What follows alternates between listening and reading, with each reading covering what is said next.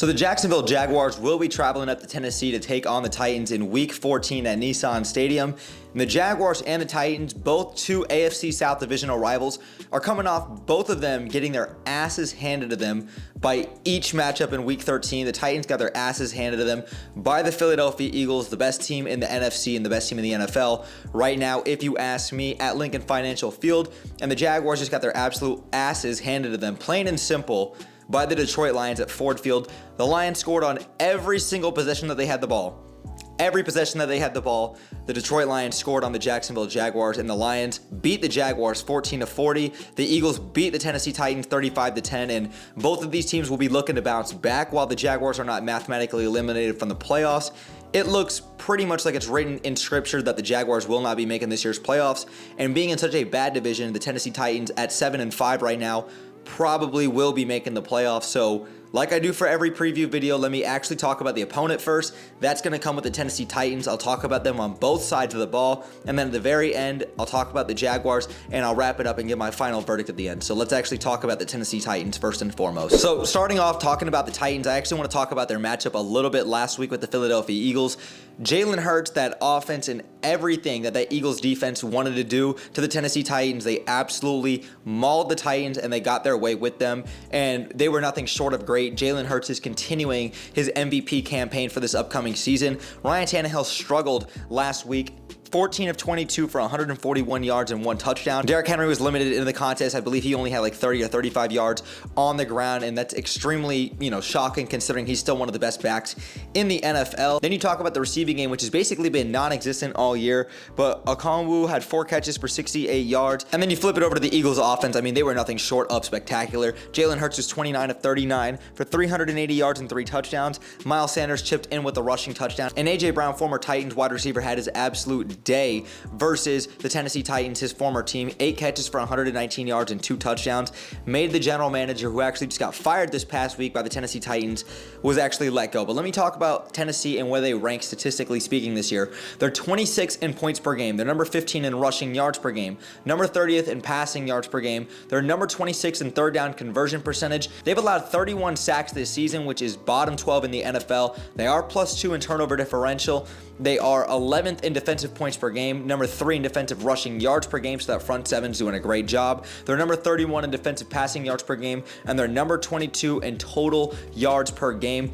And honestly, I attribute not necessarily much of this to Mike Vrabel and what the coaching staff has been able to do, because with a very banged up roster and especially a very limited offense, what Mike Vrabel and his offense has been able to do is that they're doing the best that they can. Ryan Tannehill, we all know and we all understand, and I'm sure Titans fans can agree with me, I've known for years that Ryan Tannehill is just an average quarterback at best. I understand he's been a regular season merchant these last couple of years, and he's gotten Tennessee to the playoffs almost every single year, but that's on the back of Derrick Henry. Let's just call it what it is. Tennessee's defense has been, up and down over the years, but Derrick Henry's been the one to carry this team, and Derrick Henry's doing phenomenal things yet again this year. Derrick Henry so far this year is number 1 in the NFL in attempts, 258 attempts on the ground, 1,078 yards rushing, which is 3rd in the NFL, and he has 10 touchdowns on the ground, which is tied for 3rd among all NFL running backs. We know what Derrick Henry is. We know the type of caliber back that he is. He's a future Hall of Famer, and he's destroyed the Jags essentially his entire career since coming out of Alabama. My problem, my concern with the Tennessee Titans has been the fact that they have been reliant upon Ryan Tannehill to be a game manager when clearly the AFC has been way too stacked the last 3 to 4 years, and they understand that, yes, while they've had their deep postseason runs, Ryan Tannehill is not going to win them any games in the postseason, and he's not going to come through when it matters the most, and we've seen that time and time again with Ryan Tannehill. Malik Willis is clearly the future of this team. He needs to get an opportunity. I know he's had his moments here and there, but Ryan Tannehill knows his days are numbered in Tennessee. Malik Willis needs to be the guy moving forward. They obviously drafted Treylon Burks this past season out of Arkansas. He has not really panned out, but granted, he's a rookie. I'm going to give him a pass. They got Robert Woods, who's done essentially nothing. Their tight end spot is weak. They have a lot of aging guys on both sides of the ball. Bud Dupree hasn't really been doing all that much this year. We all know the type of cat that Jeffrey Simmons is. Christian Fulton's a guy I like a lot, coming out of LSU last season. And then in the back end, you've still got a guy like Kevin Byard, one of the best underrated safeties I think that's been in the NFL for a handful of seasons. The Titans have talent. Mike Vrabel's done enough with the roster construction around him, but Tennessee's made a lot of mistakes. Obviously, letting go of A.J. Brown and then not giving him that contract extension was one of them. The Titans still have a lot of issues, but they're still the best team in the AFC South. That's enough talking about the Titans. Let me actually talk about the Jaguars now. So when I talk about the Jaguars, let me actually talk about that matchup a little bit last week with the Detroit Lions, where the Jaguars, like I said, just got their absolute asses handed to them by the Lions. Jared Goff and that offense could do whatever they want, and the Jaguars defense couldn't stop a nosebleed. It was a horrendous game to watch as a Jaguars fan, or really a fan of football. It was just horrible football by the Jaguars overall. But Jared Goff in the game was 31 of 41 for 340 yards and 2 touchdowns. DeAndre Swift had a nice game contributing in the rushing department, 14 carries for 62 yards and a touchdown. Jamal Williams also had a touchdown as well too. Amon-Ra St. Brown, receiver out of last year's class, 11 catches, 114 yards and 2 touchdowns. He had a hell of a game. DJ Chark had a nice revenge game versus the Jaguars. And the Jaguars defense, like I said earlier, could not stop a nosebleed, and the Lions did whatever they wanted to our defense in the air, on the ground. It didn't matter how they did it. Dink and dunk, over the top. Jared Goff and that offense could do whatever they want, and I'm not knocking the Lions. They have a very talented roster. They got a lot of blue chip talent on both sides of the ball, and it was just an embarrassing and egregious performance by the Jacksonville Jaguars. But where the Jaguars actually kind of rank and sit statistically speaking, the Jaguars are number 17 in the NFL in points per game. They're number 9 in rushing yards per game, number 14 in passing yards per game. They're number 16, so middle of the pack, in third down conversion percentage. They've allowed 23 sacks this season. They are +1 in turnover differential, which is significantly better than it was last season.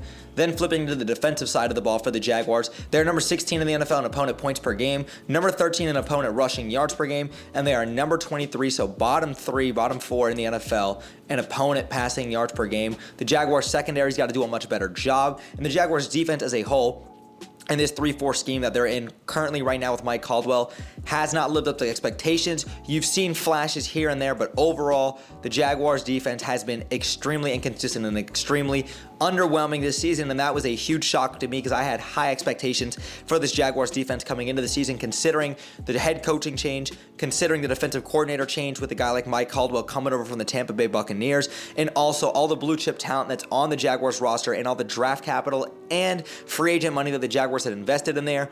I don't know if it has to do with 7 new starters being there and a lot of guys, really playing together for the first time together, but I expected more out of this defense. And this is the Jaguars' opportunity right here, right now, even though they don't need to make a playoff run, to go into Tennessee, beat the Tennessee Titans, and limit that offense and what they can do. If they can shut down Derrick Henry like we've seen the Jaguars shut down a guy like Jonathan Taylor before on a multitude of occasions, then the Jaguars can really limit and get after a guy like Ryan Tannehill, because the Titans' offensive line is not that great. Tannehill was sacked 6 times last week.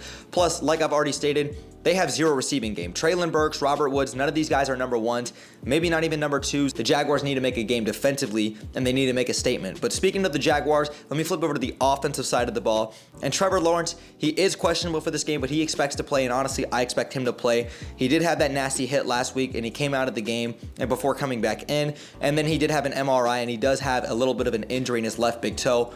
But I do expect him to play this week versus the Tennessee Titans. Trevor Lawrence this season, 2,834 yards, 14th among all NFL quarterbacks, 17 touchdowns to 6 interceptions, doing a great job there. And then a guy like Travis Etienne's been chipping in the running game. While he did get banged up a couple weeks ago, he did come back last week. He did have the fumble, but I expect Travis Etienne to bounce back. 146 attempts, 782 yards, 4 touchdowns, and he's averaging 5.4 yards per carry, which is actually number 9 in the NFL among all running backs. And then Christian Kirk has been the most reliable receiver for the Jaguars all offseason. There was a lot of chatter and talk about him being the most overpaid wide receiver on the market, reselling the market. But Christian Kirk's done a nice job stepping in and being that safety blanket and a great reliable target for a guy like Trevor Lawrence in year 2.